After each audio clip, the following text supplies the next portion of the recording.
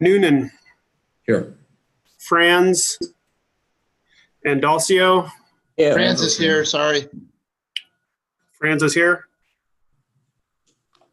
Okay. Bilodeau, Here. Connolly, Here. Eckhoff, Here. Moranowitz, Here.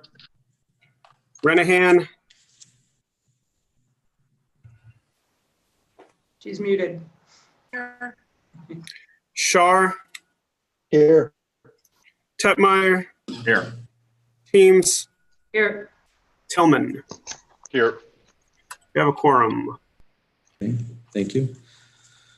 All right, next item's public comment. I am advised we do not have any public comment. Moving on to chairman's remarks. I do not have any remarks at this time. Next item is going to be members' remarks. Do we have any remarks from any of our members? Okay, hearing none. Next item is going to be the consent agenda. I'll entertain a motion to combine and approve the consent agenda. A, monthly staff report, B, the revenue report 911 surcharge funds, and C, minutes approval ETS board. So move. Bilodeau. Second, Tegmeyer. Any discussion? Hearing none, all those in favor state aye. Aye. Opposed, Aye. nay. Motion passes. Next item, this one is under 7A milestones, and it's a recommendation, again, to table this item. The final testing is not complete due to social distancing protocols. So in reference to ETS R3820, I'll entertain a motion to table. So move. So moved. Second. Any discussion? Hearing none, all those in favor state aye. Aye. Motion to table passes. Next item is going to be the payment of claims.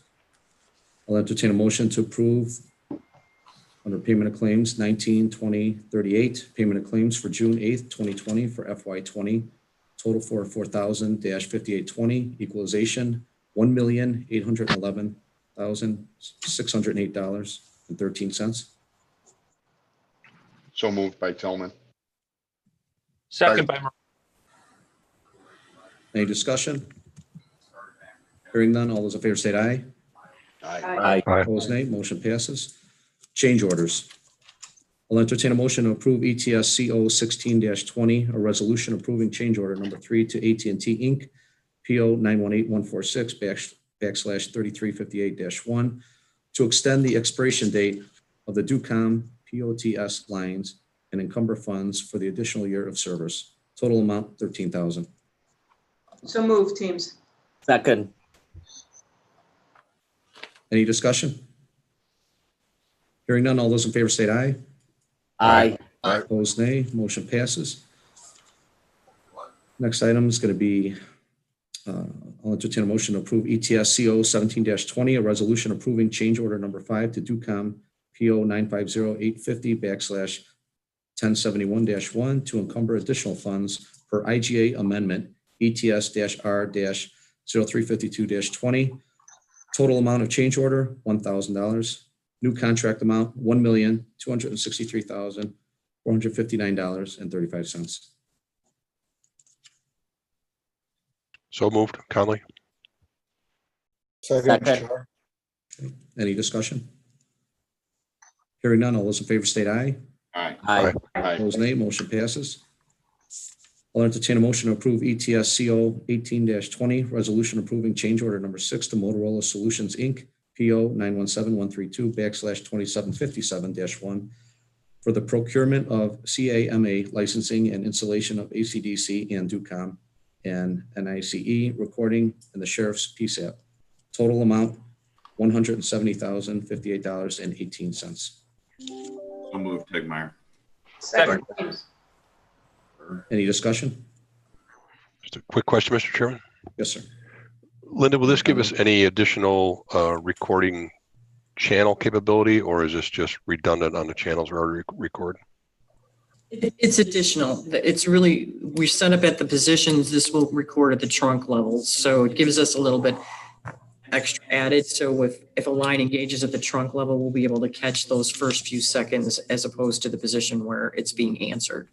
So we didn't have enough capacity on both sides at ACDC and Ducomp to pick up everything.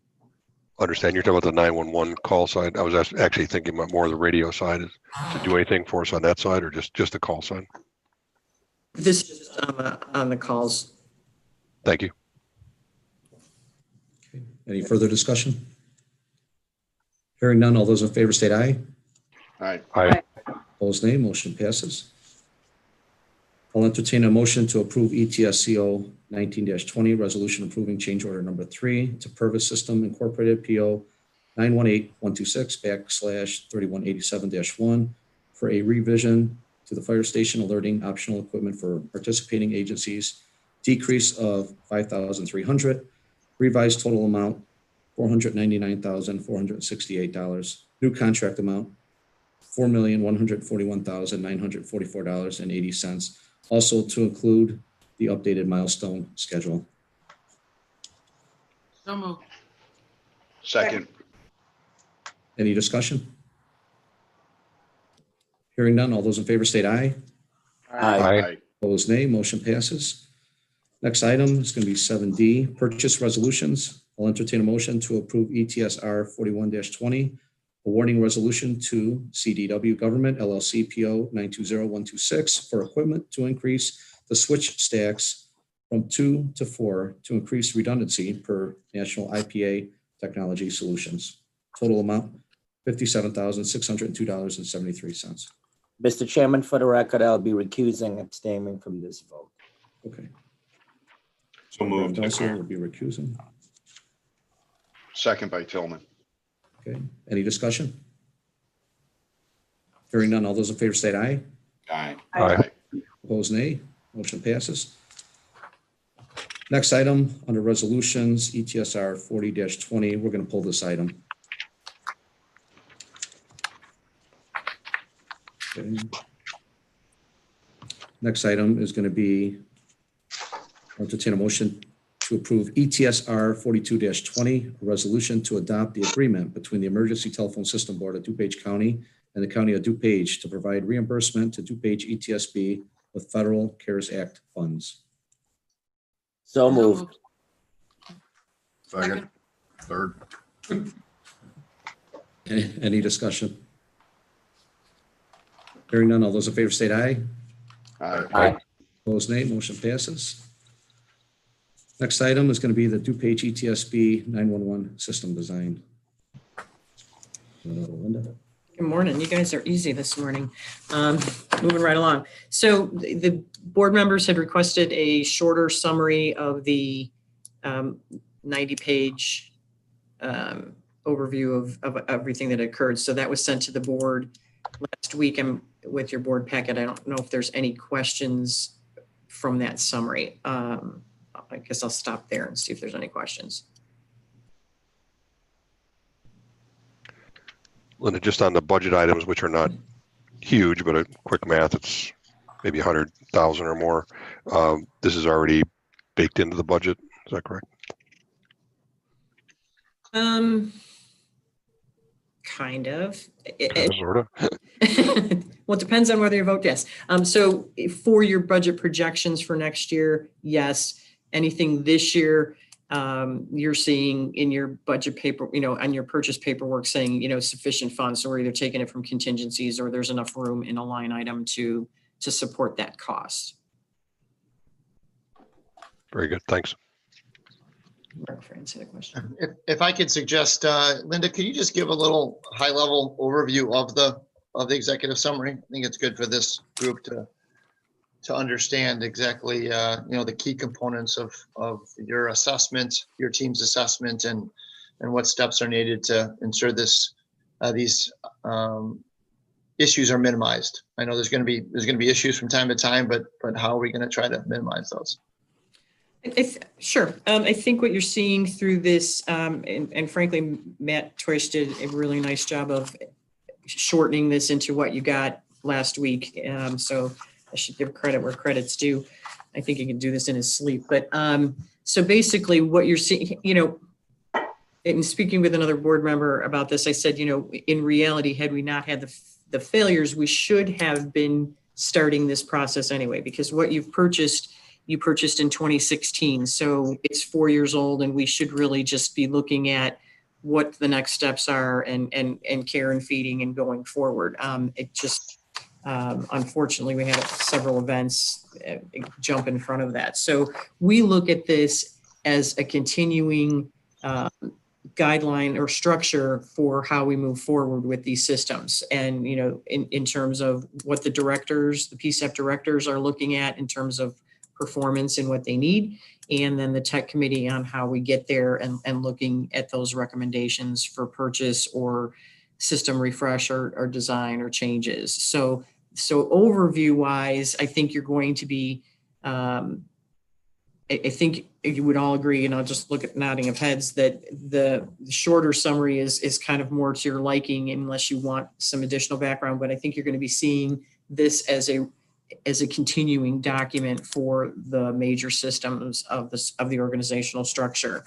And I think based on process, it's just kind of the overall summary of what we've talked about, future mitigation steps. And this is the tech team all working together. So those are ETSB techs, PSAP techs from the 3 different PSAPs, vendors at times, and things like that. So we're looking at, you've seen the future mitigation steps for Comcast, and that's the thing you approved today, you know, partially some of the things you approved today with the switch stacks and some other things that, you know, some of the things you've approved today go to what's in this document. Do you want something more granular than that, or? No, that's helpful. I guess, and maybe it's in here and I just haven't seen it. I think, at least for me, one of the biggest concerns was during one of these outages, we weren't able to, the backup did not work correctly. In terms of, I can't even remember now if it was AC/DC, I had to go to DUCOM and that didn't work well, or DUCOM had to go to AC or the share. I can't remember the details, but you know, the reason we did this standardization and that we've got a backup in place is kind of fundamental to what we're trying to accomplish here.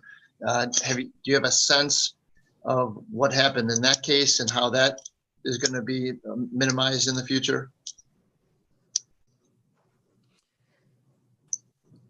Okay, I'll take a stab at what you're talking about. And the PSEPs can feel free to jump in as well. But on the issue of the CPE, when there was the failure, the move, so it should, the larger PSEPs, ACDC and DUCOM, should fail one to the other. And there was a failure in that system. So we believe that is mitigated.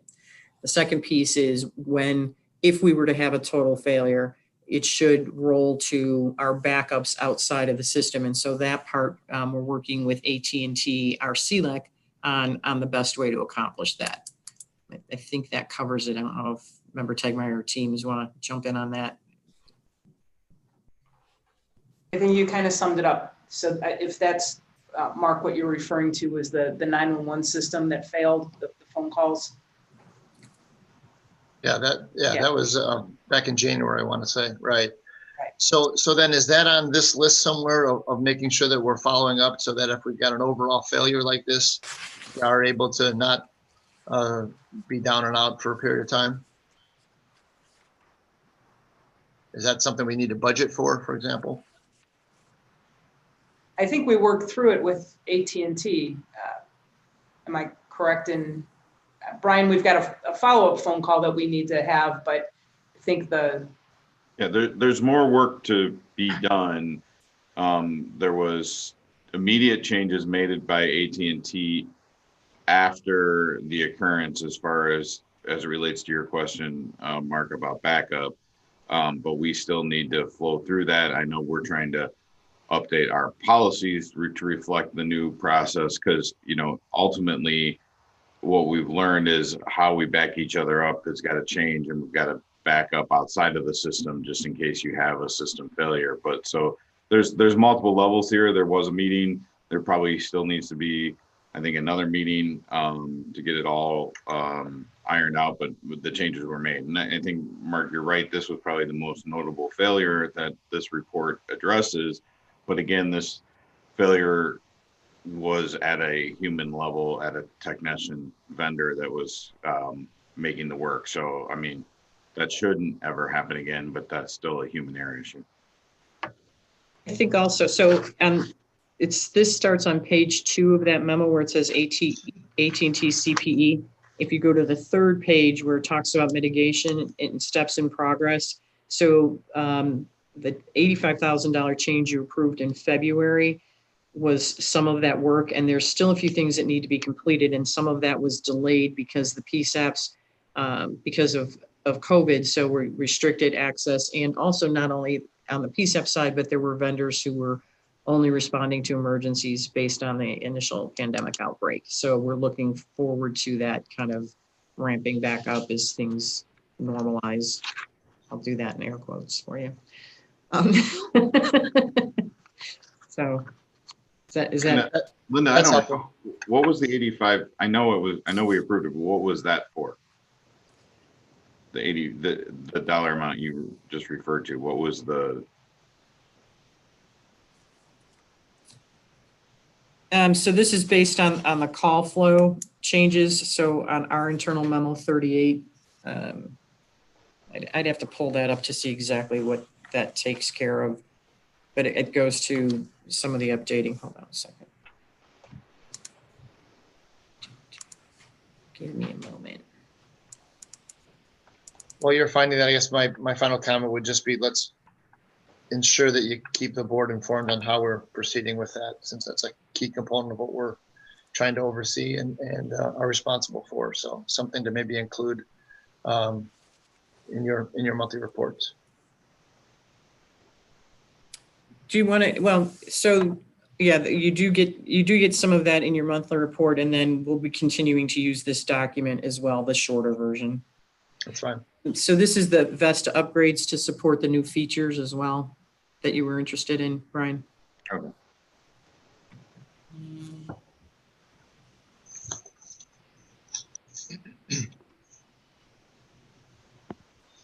If I could make a comment, Mr. Chairman.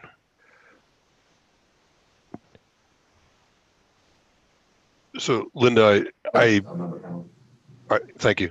I appreciate the concept of ongoing, because that's, these are dynamic systems and things change over time. So that's great. I guess just a recommendation is, it seemed in reading the long report that some of the systems that didn't appear to get a deep dive was fire station alerting, which I understand is a new system and still in flux. So I mean, I could see that being a little deeper dive as we get it, sort of finalized with all the optional equipment and that.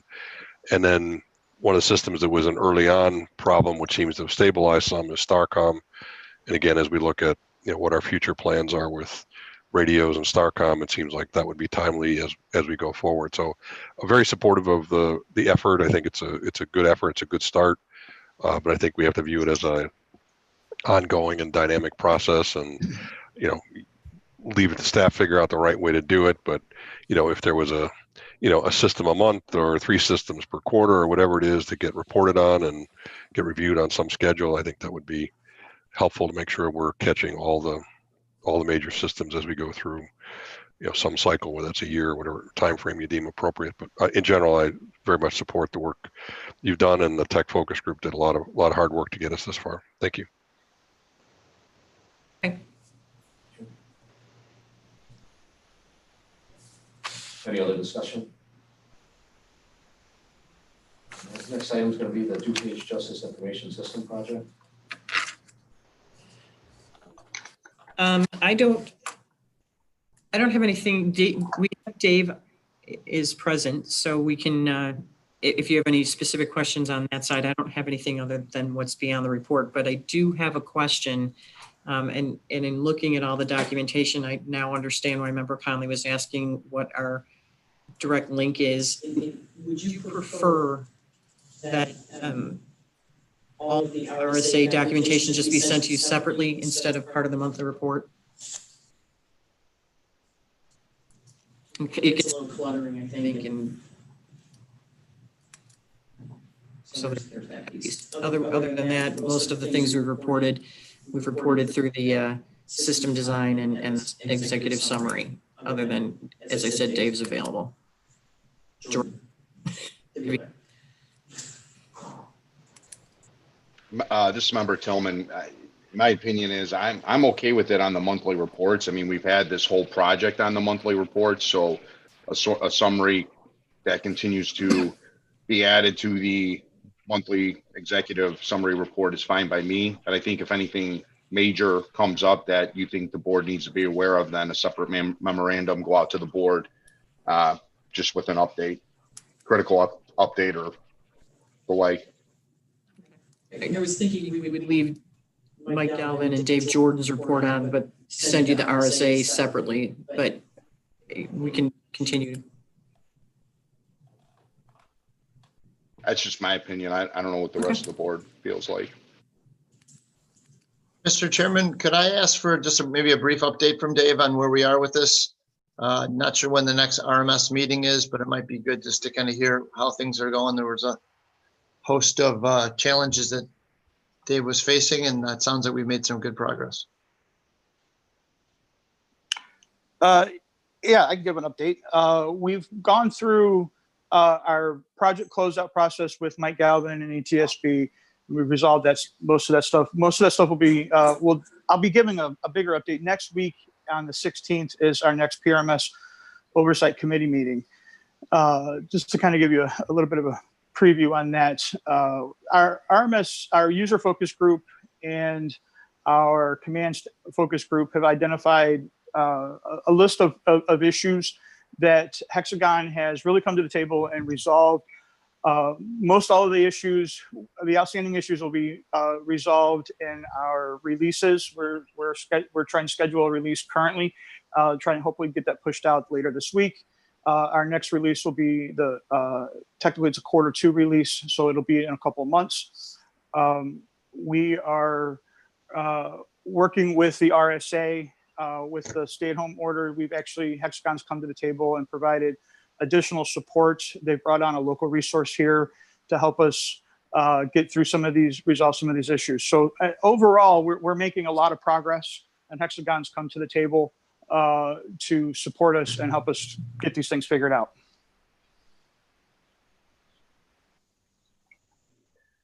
Good. One follow-up question, if I could, Dave. Have we had a chance? I know one of the some direction you've received is trying to get some more feedback directly from all departments. Have we figured out a way to ask for that and collect that and see where everyone stands in terms of satisfaction with the system?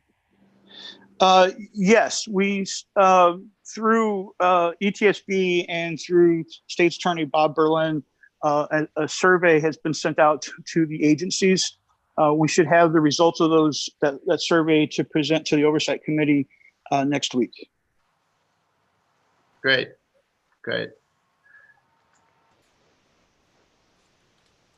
Member Moranowitz, I think you've raised some concerns on this. Are you hearing any more concerns or things calming down from your perspective?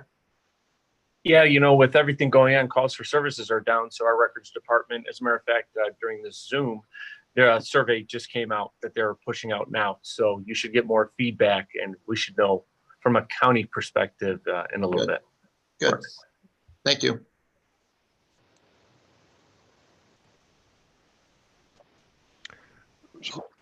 Mr. Chairman, I was going to raise this question last meeting, and I think it's been cleared up significantly. We're getting a lot of information, including all the RSAs, and I don't have a particular preference as to which way we receive it.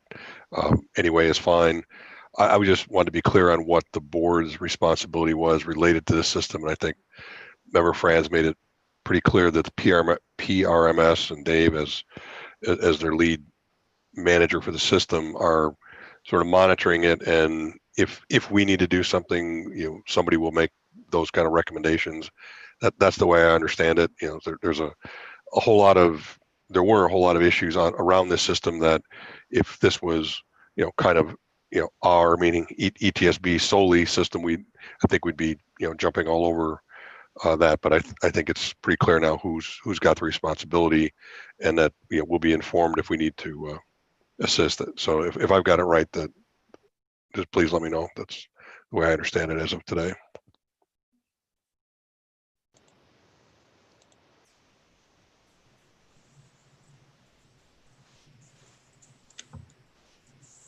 I think that's accurate.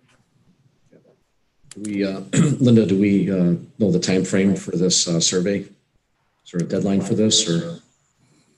Yeah, the deadline is next week, or this Wednesday. And I think last week we had about 8 responses, and State Attorney Berlin, who's also the chair of the Oversight Committee and the president of the association, Chief Vesta, we're going to resend reminders because we realized that with some of the civil unrest and some of the other things that a lot of agencies have been pretty busy. So we're trying to walk that line as well. But Ellen's already responded, so.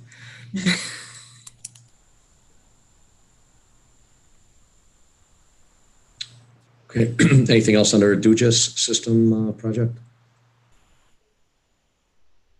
Okay, the next item is going to be budget FY21 kickoff, and I'll pass that on to Linda. Well, I'm kind of excited because our strategic plan is working. So we got a budget summary. I tried a little different format this year. So I'm also going to share my screen. Let's see if I get the right thing up here.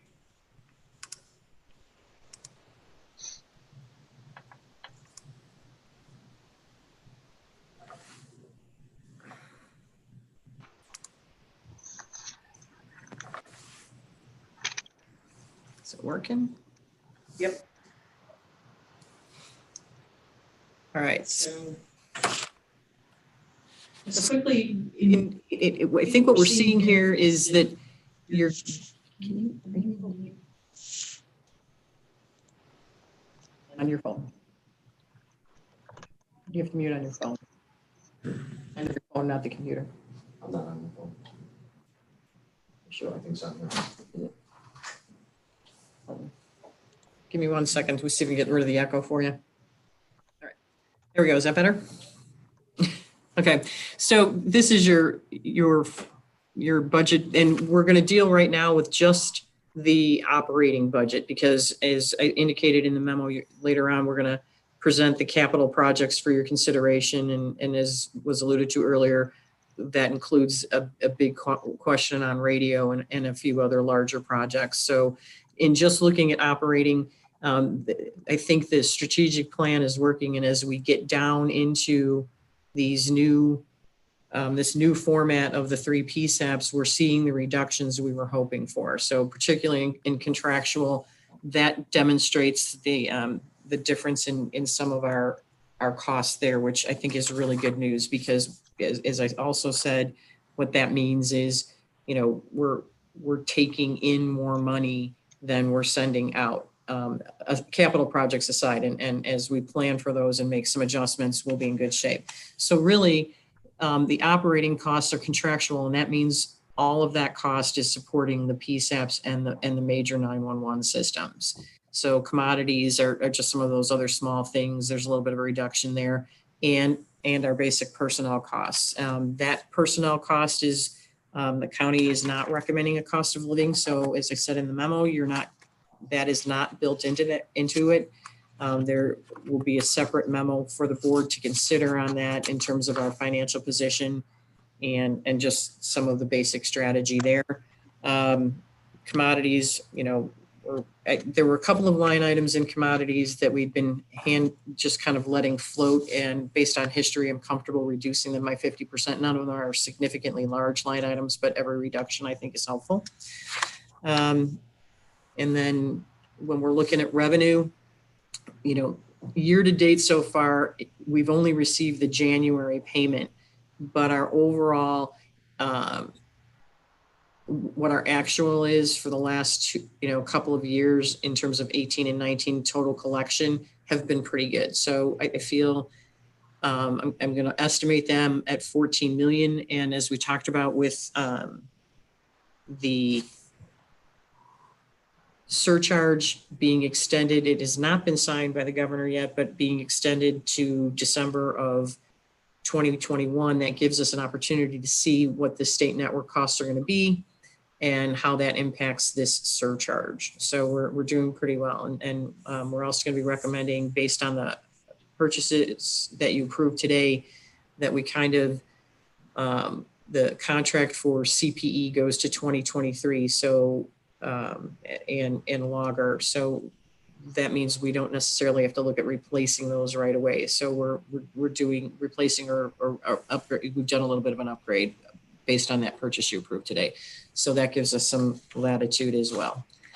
One thing I wanted to point out, you do some funding based on services received. Since there's no cost of living, I also didn't make an adjustment for those as well. So they stay the same as they were last year. And then finally, looking at probably our biggest success line item is the telecom line item. That's gone down another $500,000, and that's the completion of the contracts at Wall Street and Friendship. So we're seeing those things clean up and kind of, right now we're at $700,000 annually in terms of connection costs for the network. So, if we were still at 18 PSAPs, it would be 2.9 million. So this is working to our benefit. So that, it's an overall very good picture, which I'm very happy to report. And then, as I said, in the coming weeks, we'll give you memos for consideration on some capital purchases, whether or not you want to include fire station alerting, fire station alerting, another round of optional equipment, which would be reimbursed costs. So it's somewhat budget neutral. Dieter's radio replacement, which is estimated at around 9 million. That's going to take some work to get that together to you. The fire chiefs are looking at a system for fire station run card management that works with LiveMum and Purvis, and they'll be reviewing it. So that may be a recommendation that comes forward as well. And then, as I just talked about, the logger refresh replacement, we're doing some of that now. So that kind of kicks that purchase down the road to 2023. But we'll give you an overview on all of that. Within your capital, right now, the only thing that's specifically in the budget is the replacement of the CAD workstations, which is an annual portion of the devices every year to kind of keep that budget line item flat. And then in capital contingencies, that's the money you set aside for equipment replacement that was set up by CFO Rafak last year, and was your first contribution of 11 million to keep on track with where we are. And I'll look at that based on the capital projects that you're going to look at. We would be doing around 5 million this year. And looking at the PMRS reimbursement for maintenance and net RMS reimbursement. So it would be about 4.5 million, which again, if you're going to be bringing in 14, puts us in some pretty good financial position, knock on wood. So overall, the picture's in pretty good shape. And then I gave you the overall line item budgets for each section in two ways, so you can see the totals and the costs. And then the county format, which I did not put on PowerPoint because both of those are just too hard to look at on a slide, shows the percent of reduction and variance from year to year. So I'm happy to take any questions.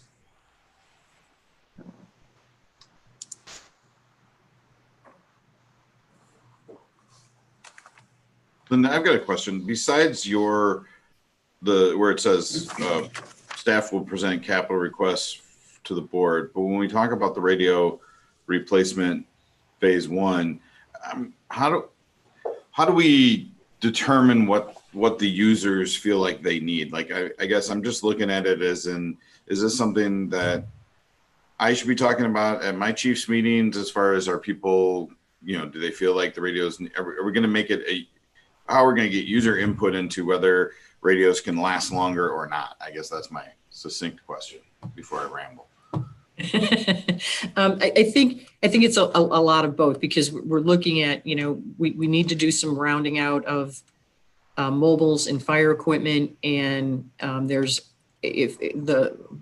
we need to have a basic plan and then look at what people are using and some other ways. So there's going to be a groundwork put together that I'm going to work with a few of the technical people on, so that you have something kind of usable to present to your members. So we kind of have a little bit of, so that we're collecting the information in a usable way. So yeah, it's going to take a little bit of time, but we're going to need some feedback. The basic recommendation at this point and why it's 9 million is replacing police radios first. That then allows us to put some of the police radios that are VHF into the fire service side to round off some of those openings or places where there's gap. Because you also have questions on what you want to do with those remaining radios. And some of the issue is those are end of life. So we need to plan now, because while we can keep them in service for a while, getting parts at a certain point is going to be a little bit tricky. So, there's that piece, and the longer we keep them, the more top assemblies and things like that we're going to need. So, So the Apex 7000 is already end of life, or has a published end of life coming? it has a published end of life coming. And do you know what that is off the top of your head, or? No. Yeah, if I recall, this board has talked about this somewhat recently. I think maybe Chief Kruger was kind of leading up the discussions. And I thought we had agreed, or at least at that point, we're leaning towards waiting 3 to 5 years to start this process. Are you suggesting we need to start it next budget year? Well, I think it's my job to give you that to discuss in a usable manner. I think you need to look at what the costs are and the total analysis, and then give us some direction. But now would be a time to start that discussion. Sure. Start the discussion makes sense. We certainly need to do that. What are the number of repairs that we've done, especially in the last year? I can get that information to you, but it's mostly top assemblies and microphones are the big issues, not counting those things that, like catastrophic things like running them over. That doesn't happen. Once in a while.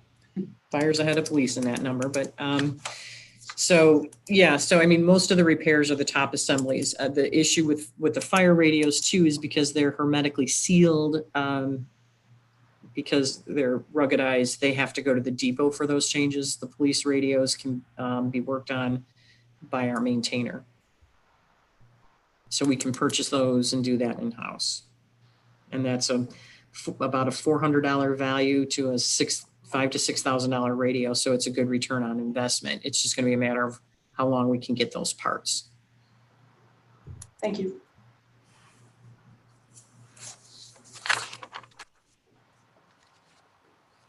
Linda, Jim, just 2 quick things on your budget report. The first table, just make a Scribner's error there on the second column. The total doesn't appear to be right. Looks like the difference is right, but the FY 2021 total needs to be adjusted. But the question I have is actually on page 3 on the big table. So I understood, and this is mostly operating. So when it gets down to the capital contingency line, is 11 million our current balance in the capital contingency fund? Yes. Okay.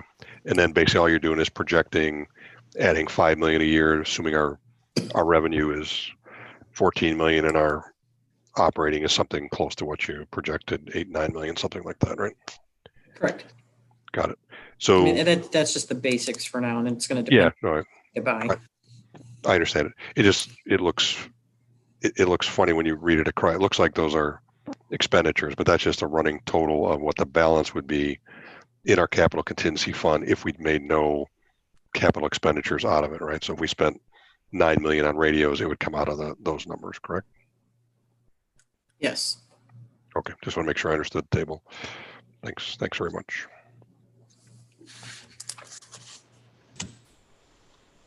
That's a good segue for one of my questions to Linda, and we've gone through this a little bit, is I still am confused as to what our reserve policy is, where we stand with our reserve policy, if we want to modify our reserve policy. I don't think we ever really got together as a board to decide how we want to handle that. So that segues in with the capital expenditures.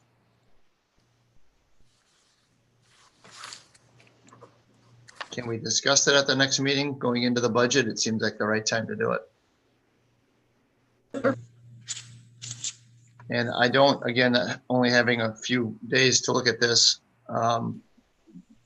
maybe it's in here somewhere, but did you incorporate any contribution to the PSAPs directly, or is that not incorporated into this draft budget? This is just operating, so I haven't done any of those. That would be a board decision. I'd like to have that discussion as well, if we could.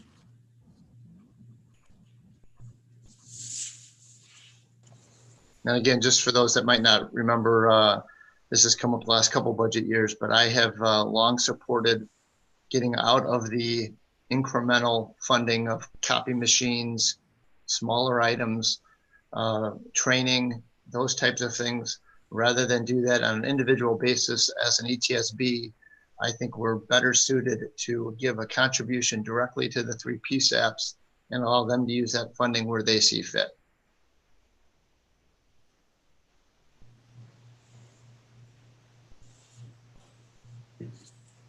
Thank you.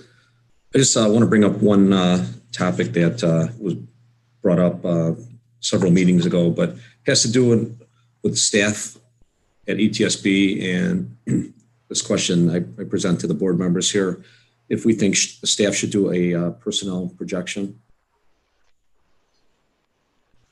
I'm not sure who brought up that question, but again, just to figure out, determine, you know, if we need more staff here at ETSB.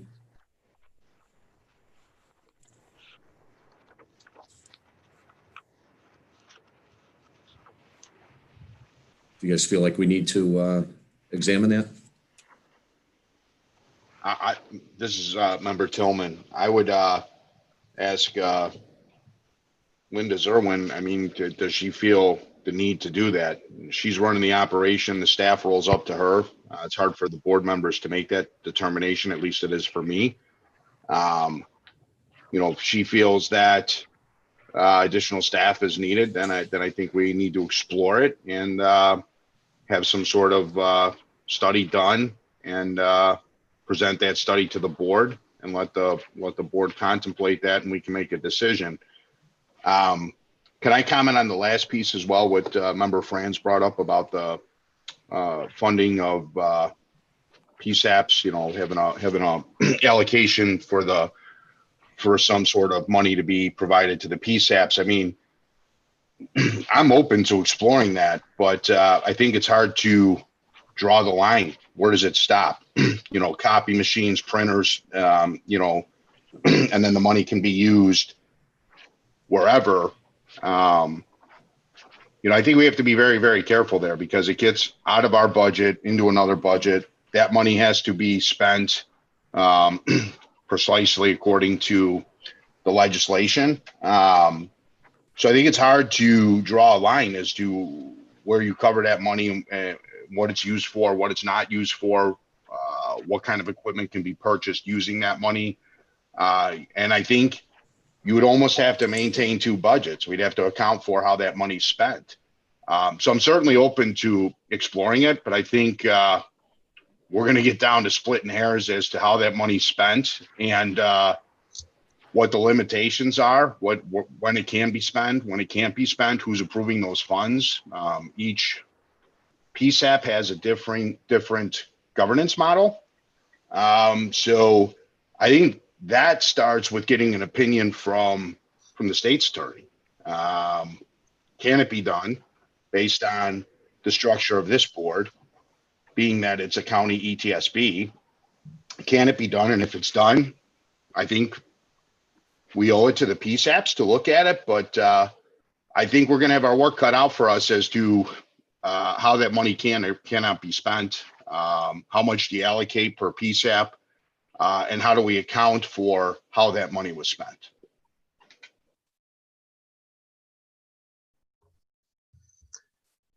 Yeah, it's my understanding, Linda, you can chime in here too, or if there's an attorney on the phone, that these dollars, these are ETSB dollars. They're not our dollars. They're not ETSB board member dollars. These are our taxpayers paying these dollars in, and they can be used for personnel expenses. If they can be used for personnel expenses, all PSAPs have plenty of expenses compared to the minimal dollars that we would be able to provide. So I don't think there's any issues there at all. That's very typical in other PSAPs and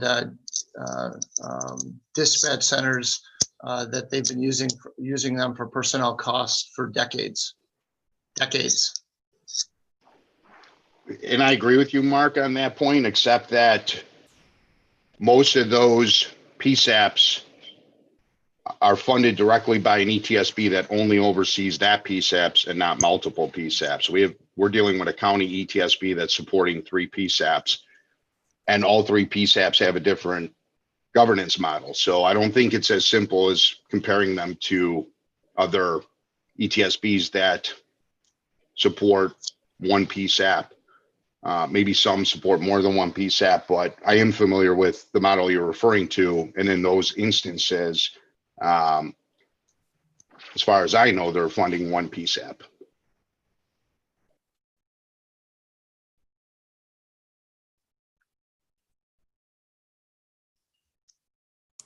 So in some models, to echo what member Tillman was talking about, you look at Northwest Central, it's ETSB and a PSAP. So it's just a pass through.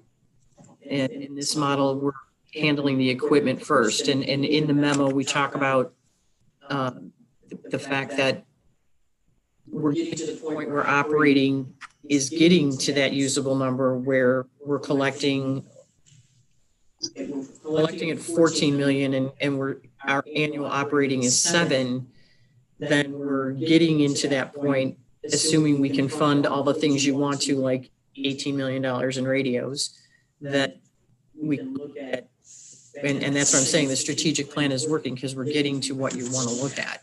The question then becomes, what are the allowable costs and how do we do that? So yes, personnel is allowed, but we don't collect enough money to give everybody 100% of personnel. So we'd have to look at some formulas and we can do that. There's other things that it allows us to cover that we don't cover at this point, or do an annual reimbursement of things. So there's some ways to do it, but allowable cost is something that's on the agenda for the state board to narrow down. And there's multiple discussions on doing it in a tiered way where you have to cover the systems first and then you can do certain things. But, yeah, we're right there. That's why I was kind of excited that we're getting to that point. Yeah, I want to make sure everyone realizes I do not expect us to be able to cover 100% of personnel costs for the 3 PSAPs. We are a long way from there. Linda, you really have to work your magic to get there. Mr. Chairman, if I can make an observation that in order to be able to come to any answers on the questions that member Franz raised, it seems like we need projections on, I think, 4 elements if I understood his comments before. So we have the operating budget, to be determined, whatever that final number is. Then we have capital contributions and what we plan to spend out of capital. And member Franz mentioned reserve, and I think if I understand the terminology correctly, those actually 2 different subjects, right? Because reserve is what we maintain as, a bit of a rainy day fund, should the state hold back a month or 2 or whatever. And then we have the actual, let's call it discretionary at the moment, that could be spent with the PSAPs in, some allowable way. So I think these all come together, and I think it's where we have to get to in our budget discussions as we go forward. So I'm not trying to prejudge a conclusion, just saying we need sort of all 4 pieces in order to make an informed decision. Yeah, that's a good summary, Chief. I think kind of understanding what we fund for the PSAPs currently in one list would be a good place to start too, because I don't have a good handle on that either. Agree.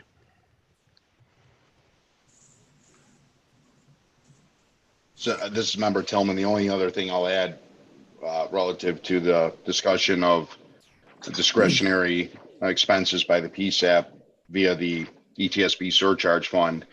I also think it's a slippery slope in that because of the varying governance models and how each PSAP is funded. I think we could get into what are the costs for each PSAP? What does it cost to operate each PSAP? And, what is it? You could drill down to that 1,000 different ways. But for example, what does it cost per call for each PSAP?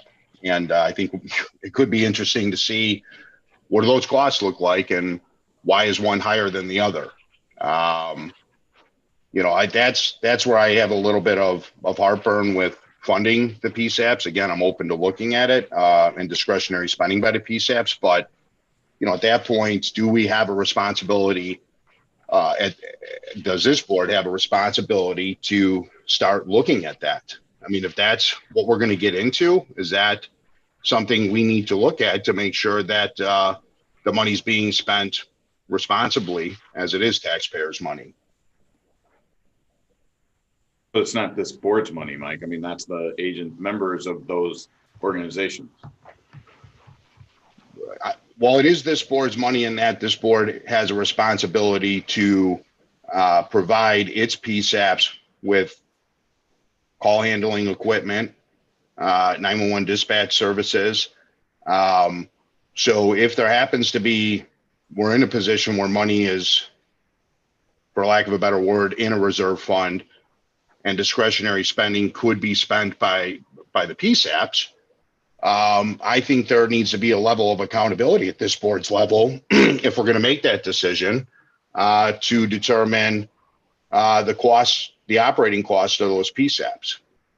No, I don't disagree with any of the comments that it's a big decision ahead of this board to determine what is being done. But I think you have to, as I hear Member Franz's point, he's saying there's money we reimburse the PSAPs now, that it would seem like it would be less paperwork, less challenges, instead of just reimbursing for a copier here, training class here, to just come up with a dollar amount and a distribution model to get those to the PSAPs. None of the PSAPs under their different governance models lack public oversight. They lack oversight. I mean, in other words, my organization as an intergovernmental cooperative reports to a board of directors of member municipalities and fire protection districts. So we have oversight on what our costs are. I'm sure the village of Addison has oversights, and I know the sheriff's office has oversight. So, I mean, I think while there may be differences in how we're structured, and there may be difference of that, I think this organization, the ETSB, has to be mindful of, you know, while if we're going to grant money to the PSAPs, I think we have to have a system that makes sense and that we're comfortable with. But I think you have to understand that the PSAPs are entities among themselves. I mean, DUCOM's been around since 1975. That was 15 years before 911. So, I mean, we're a dispatch center before we were a PSAP. In other words, PSAP's defined by 911 calls. So I'm just saying, I think it's important for us to understand what the role is. I think this conversation is good. And I think that the questions originally asked, and as Linda said, I think we're getting closer to where that discussion can happen. And I think there is a discussion there. I just think it's important for all the members to understand that it's not that the PSAPs don't have their own oversight. I'm going to jump in now because having been in government for quite a long time, there's always different entities that want contributions from the government for whatever they do. The county funds over $1 million worth of not-for-profit organizations, and there's funding all over the place. And there's never been a time that I know of where we've been asked to give a lump sum amount of money to anybody without some explanation as to what it's needed for, how it's going to be spent. And then at the review time, if you're going to be asked for that money again, to justify that it was spent appropriately. And all those non-for-profits at the county funds have got their own boards. So it's our responsibility as the initial giver of the money to make sure that that taxpayer money is spent well. And then it's the responsibility of that board, if it's going to be one of the PSAPs or both of the PSAPs, to make sure that they follow through to make sure that it's spent appropriately. But I don't want to say abdicate my responsibility to make sure it's spent properly to another board, but I'm not just willing to say, well, it's another governmental entity, so it's got to be okay. Because I think then we're not doing our job of oversight. And I'm not suggesting that either. I'm just saying that the overall, I just wanted to make my point as it related to Member Tillman's point that these organizations do exist. There are differences between them, but I don't know that that's directly an issue as it relates to what Member Franz is speaking towards, because I do think that those things are available, and there are opportunities that if the board chooses to help the PSAPs in a way that can be accounted for to this board. No problem with that. I wanted to ask Linda one other thing. The ignorance of, even though being on this board for quite a while, the 16 million budget amount that we're going to have in reserves, how is that all accumulated over time? So it's through the surcharge, through the 911 fee, correct? Yes, it's all 100% surcharge. And we don't $500,000 grant. And we don't control that, right? That's set year to year by Springfield. Yes. And so the problem becomes, just like we are at the DuPage County Board, where we're not home rule, a lot of our funding is set by an institution that we're not a part of, or that we only have input into. So my concern about, it's good to have a good, healthy reserve. My concern is that someday somebody goes ahead and decides to, in Springfield, mess with that. And all of a sudden we get cut out of an amount of funding. And if we don't have the reserve, that's going to cause a massive shift in the way that we have the budget go forward year to year. And I just don't depend on Springfield for anything, because I have no idea what's going down there. Sometimes I don't, and we've got limited ability, given the powers that be down there, to control our own fate. So it's just something you got to be very, very careful about. Yeah, to echo on that, that's no pun intended there. To echo on that, if we start becoming on ETSB to give us money from a PSAP standpoint, and then their staffing levels and whatnot, and let's say Springfield then does change, or other unexpected expenses come up, and that funding model is lowered, there's significant trickle down. That's a snowball effect that's going to happen onto the PSAPs. Sure, you live in the moment now and says, all right, yeah, it makes sense as to why you might do that. But if a funding mechanism changes from the state that none of us can control, and they just impose that onto us, that is serious, serious problems moving down. I like the oversight. I think it's worked well. I like, from the most simplistic form, when certain people are go to training, there's that level, I hate the word, but it's transparency, right? Everybody wants to see it now. You're starting to loosen up the reins, and then people start spending it here, there, and everywhere. I like the oversight. I like it going to the ETSB. I like the model that has been established. I think, Linda, you've done a great job in it too. That's where I stand from the PSAPs and really from the Village of Addison side. And let me ask one other question. The amount that we've been receiving, that's been tied to an amount that Cook County's been receiving, or other ETSBs around the state for who have greater needs. And we sort of piggybacked on what they do, and we've been able to do our job and accumulate a substantial. Springfield is going to have massive budget problems because of this COVID-19 and a couple of, they've got problems to begin without COVID-19.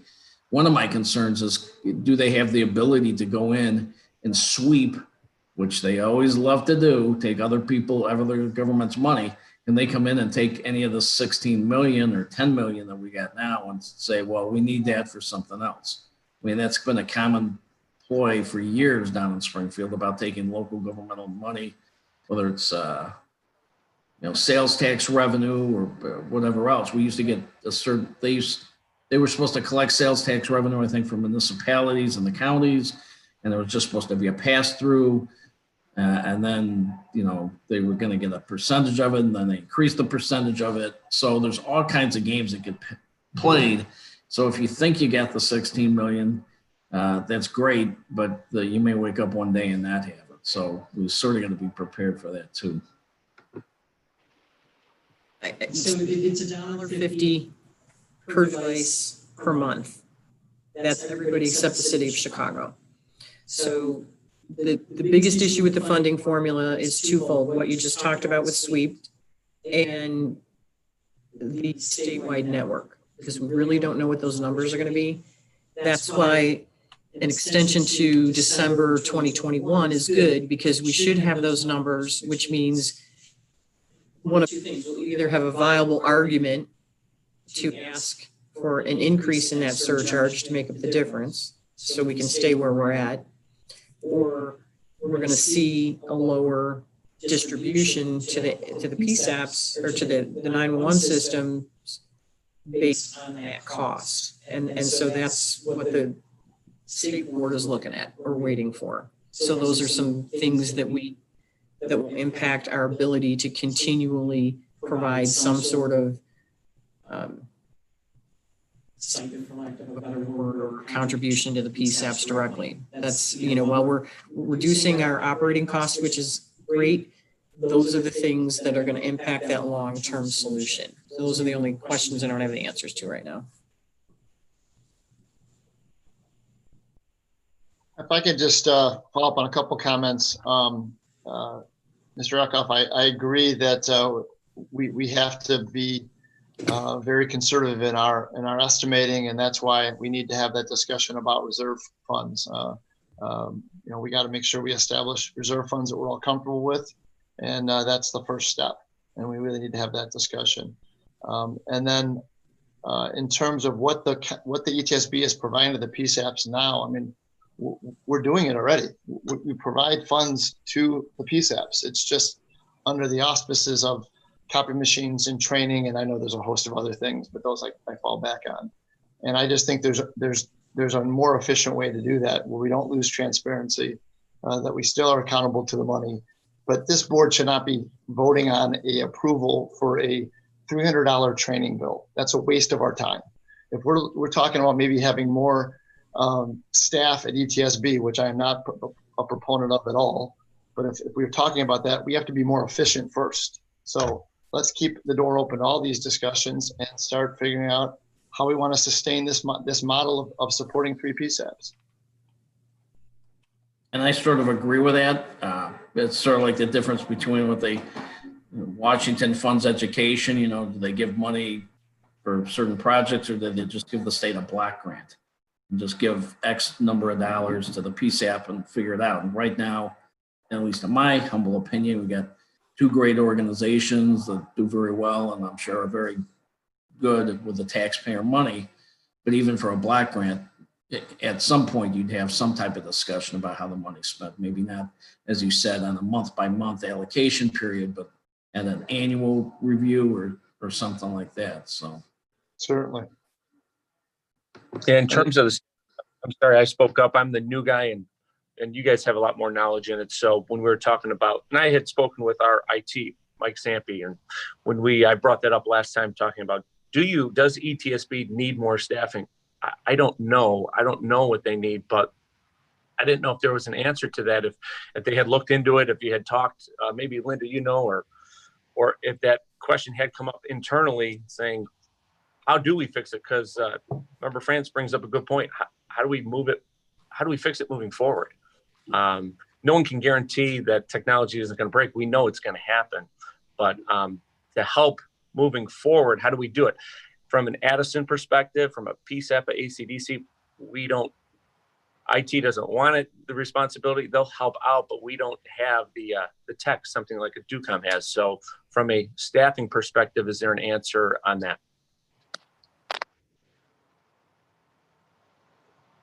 Linda. I guess the short answer is if it's the board's consensus that ETSB handle the oversight of all these systems, then we can look at a response on whether or not we need staff from that perspective.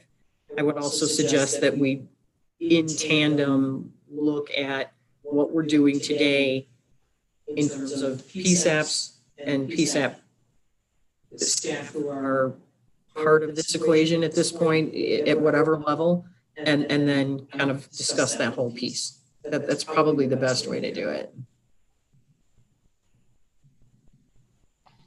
Okay.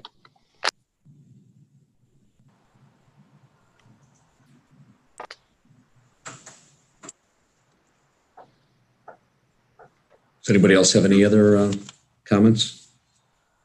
Just a quick thank you, Linda. Thanks for getting the budget out with everything else going on. I know I've suggested this in the past, so thanks for getting a head start on it. This is Member Tillman. I do have one more comment, and it's to echo on Member Eckhoff's comment in that I think 911 funding could be at risk. I do believe that with this pandemic, there's a lot of municipalities and units of governments that are feeling the pain of the pandemic and the funding.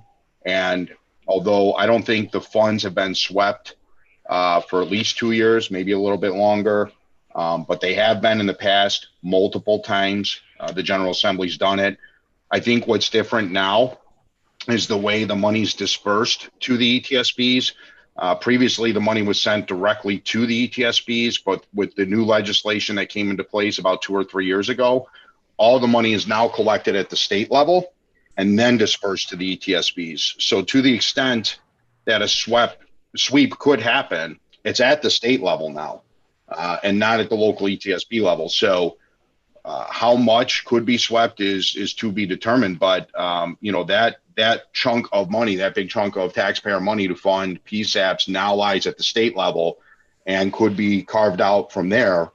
And then I think it's going to have a trickle down effect to every ETSB. And I do worry about that. I really believe that could happen. And if that does, that then disqualifies the state and every PSAP from federal grant funding for 911 initiatives. So I just wanted to share that with the board. Mr. Chairman, if I could follow up on that. Member Tillman's got a good point. I mean, but I want to make sure everyone understands that when I don't disagree with what Mike said. I think I never trust the state, but we were talking about the 11 million a lot. I think everyone here needs to know, and Linda, correct me if I'm wrong, the 11 million's in our bank account. What we worry about is future revenue coming from the state being diminished by sweeps and things like that. What we have is what we have, right? I mean, so when we say the state holds the money, the state disperses the money. The money we show here is money we have in hand or are expecting to have based on revenues. Those revenues could drop if the state does something untoward. Right. So this is the money that you have in hand.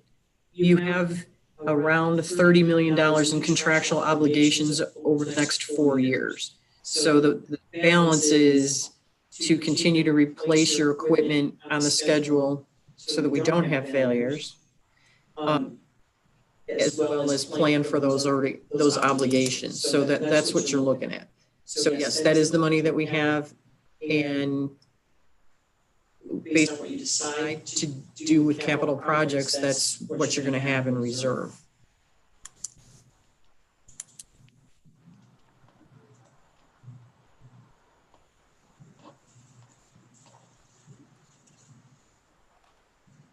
Does anybody else have any comments or remarks? Okay, thank you, everyone.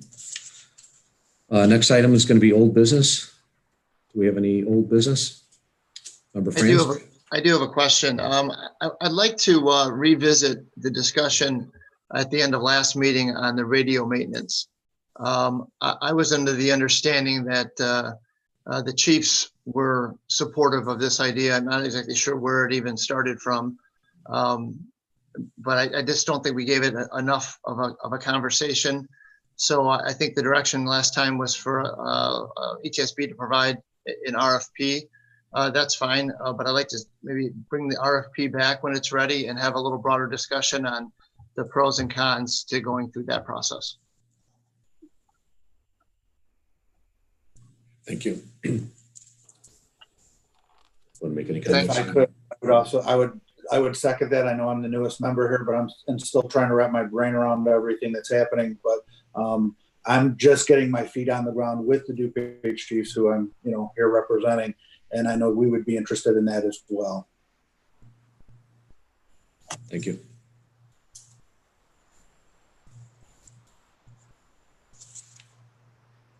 you have anything, Linda?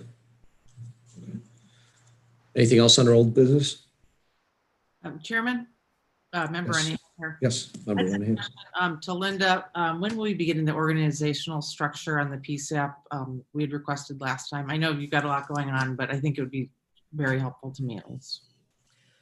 I think we're just about done. We put together some things and in looking it over, there was a decision to add some additional information. And then we had everybody's time and in terms of the directors and Chief Billadu got taken up with some of the protesting that was going on. So I feel like we probably should have that done to you by the end of the week. Sounds good. Thank you. And if I may, real quick, I apologize. I have been out of the office all week. This is my first day back in the office in 8 days. So I spent most of my time out in Oak Brook and other areas. So I'm starting to work on that. I emailed over our organizational chart and stuff. I'll get with Linda on some of the other stuff after this meeting or tomorrow. Thank you. Chief, what you've been doing is a little more important than putting together some stats. So thanks for your efforts. Thank you. We spent some time in your town on Saturday. Any other old business? Hearing none. Moving on. Does anybody have any new business? New business. Okay, hearing none. I am advised that we do not have any items to discuss under executive session. Our next meeting is scheduled for Tuesday, July 14th at 9:00 a.m. in ROE room 2400. Without objection, we stand adjourned. Wait. Oh, I'm sorry. Can we give you a save the date for the Monday, whether it's live or Zoom? 13th. The 13th, July 13th as well? I feel like it's maybe working out a little bit easier for particularly the county board members if there's no objection. So do you want us to hold both those dates or just the Monday? Up to the board. I mean, we can release Tuesday if you'd like and just go with Monday, whether it's in person or Zoom. Mondays work better for me, for what it's worth. Me too. Me 3. Before. You know, I'm up to 5, so. Anything Do you that need a keeps super me, majority for this, or can I just go with the basic majority? anything that keeps me out of the office makes my parking. All right, so July 13th. Yeah. Okay. Thank you. Will you send up updated invites, Linda? Eve will. Yeah, Eve will, sure. Thank you. Thank you, everyone. Linda, does everyone have is there a way we could email everyone a copy of the PowerPoint? Sure. Yeah, we could probably do that. Well, we can give you the PowerPoint's kind of out of your, it's what we normally prepare, and I was going to wait till we had all the capital together, but I can give you what we have so far. All right, see everybody. Okay, we'll see everyone on the 13th. Hey. We'll entertain a motion to adjourn. So moved. Second. Thank you. Have a good week. You're welcome. Thank you, everyone. Have a good week. Thank you. Thank you. Take care. Bye-bye.